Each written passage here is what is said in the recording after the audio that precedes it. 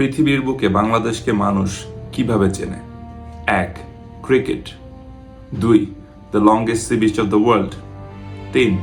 UN peace keeping mission. প্রথম দুইটি নিয়ে আমরা সবাই জানি, কিন্তু 3 নাম্বারটি নিয়ে বেশিরভাগই আমরা জানি না।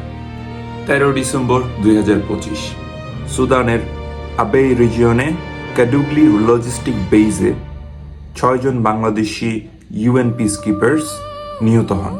তারা হচ্ছেন কর্পোরাল এমডি মাসুদ রানা নাটোর থেকে, সোলজার এমডি মমিনুল ইসলাম কুড়িগ্রাম থেকে, সোলজার শান্ত মণ্ডল কুড়িগ্রাম থেকে, সোলজার শামীম রেজা রাজবাড়ী থেকে, mess waiter MD Jahangir Alam Kishoreganj থেকে, লন্ড্রি ওয়ার্কার এমডি সবুজ মিয়া গাইবান্ধা থেকে।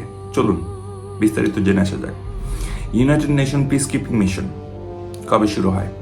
1948 সাল আরব ইসরায়েল যুদ্ধের মাধ্যমে United nation peace keeping mission শুরু হয়। বাংলাদেশ কবে ইউনাইটেড নেশন পিস কিপিং মিশনের অন্তর্ভুক্ত হয়? 1988 সালে ইরান ইরাক যুদ্ধের মাধ্যমেই বাংলাদেশ সর্বপ্রথম ইউনাইটেড নেশন পিস কিপিং মিশনের অন্তর্ভুক্ত হয়।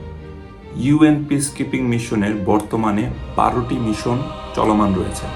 সেখানে 120টি দেশের প্রায় 70,000 ট্রুপস সোলজার্স এখানে সংযুক্ত রয়েছে। সেই 120টি দেশের মধ্যে বাংলাদেশ র্যাঙ্কিংয়ে 3 নম্বরে রয়েছে। এটি 2025 সালের আগস্টের র্যাঙ্কিংয়ের কথা। দক্ষিণ সুদানে চলছে গৃহযুদ্ধ। সেই যুদ্ধের এক পক্ষ হচ্ছে সুদানের মিলিটারি গ্রুপ এবং আরেক পক্ষ হচ্ছে র্যাপিড সাপোর্ট ফোর্সেস। এই দুই ফোর্স দক্ষিণ সুদান দখল করতে চায়।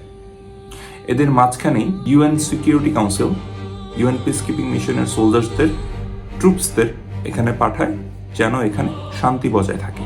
তারই অংশস্বরূপ বাংলাদেশের সোলজার্সরা দক্ষিণ সুদানে যায় এবং একটি ড্রোন হামলায় প্রায় 6 জন বাংলাদেশি নিহত হন এবং প্রায় 9 জন সোলজার্স আহত হন।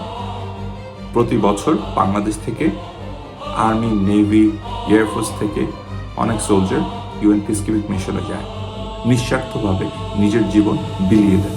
আমরা তাদের গভীরভাবে স্মরণ করছি। They are called the blue helmets.